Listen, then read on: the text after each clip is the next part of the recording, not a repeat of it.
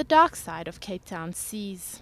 That is Cold Harbour, a noir film by director Carrie Mackenzie, illustrating the work of a woman schooled at New York University, also known as NYU. The debate, however, is whether or not you need to go to school to be a filmmaker. With greats like Spielberg, it is questionable. Steven Spielberg didn't study film at a film school.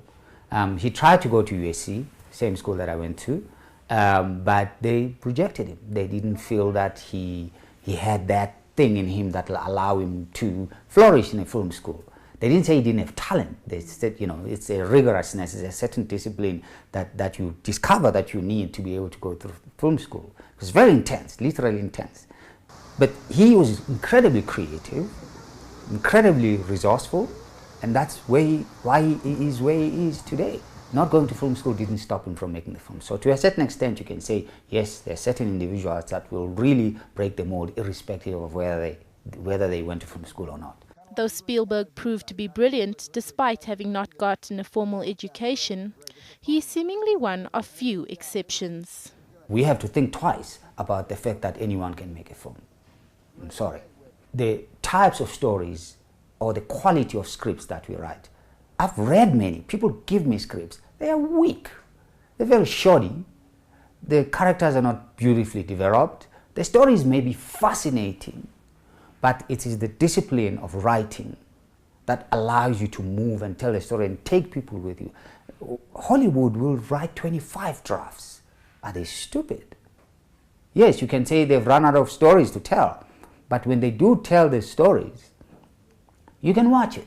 You may be bored and they're repeating themselves in many ways, but the truth of the matter is when you watch it, it's something that can stand on its own as a film document. Violent thriller Impunity, telling of a couple on a killing spree who flee to the wild coast, show the talents of another NYU graduate who echoes Dube's sentiments on education.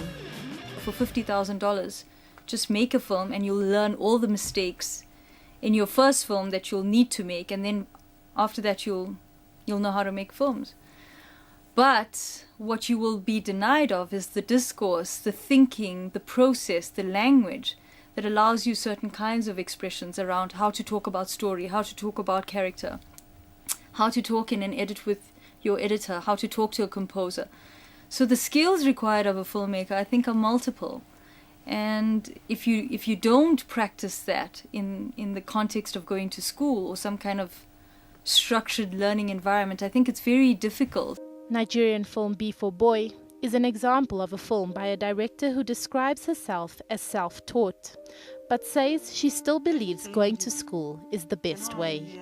I would say I'm self-taught in that I didn't want to go back to school and study film.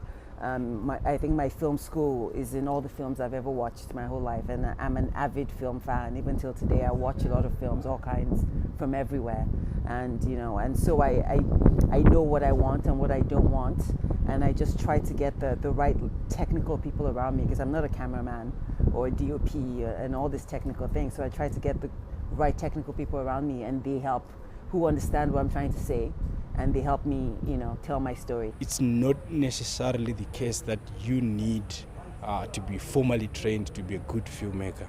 And I think for me, there's no real need for a preference to say, okay, he or she is a better filmmaker because they were taught in the raw way. Or he or she is a better filmmaker because they went to film school. I think both of them make very good filmmakers.